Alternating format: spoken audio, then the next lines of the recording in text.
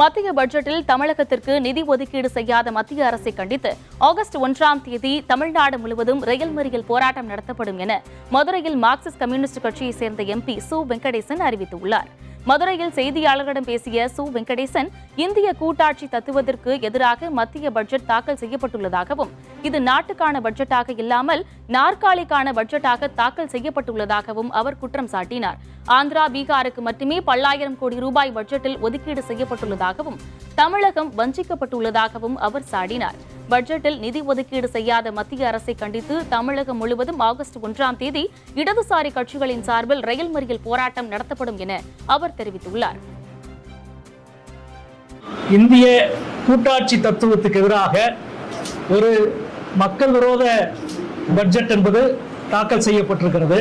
இது நாட்டிற்கான பட்ஜெட்டாக இல்லாமல் நாற்காலிக்கான பட்ஜெட்டாக இந்த பட்ஜெட்டை பாஜக அரசு தாக்கல் செய்திருக்கிறது. ஆந்திர பிரதேசம் மற்றும் பீகாருக்கான குறிப்பிட்ட சிறப்பு திட்டங்களை அறிவித்த இந்த பட்ஜெட் வஞ்சிக்கப்பட்ட மாநிலமாக இன்றைக்கு தமிழ்நாடு நின்று கொண்டிருக்கிறது. தமிழ்நாடு முழுவதும் மிகப்பெரிய மறியல் போராட்டத்தை வருகிற 1ஆம் தேதி நடத்த இருக்கிறோம்.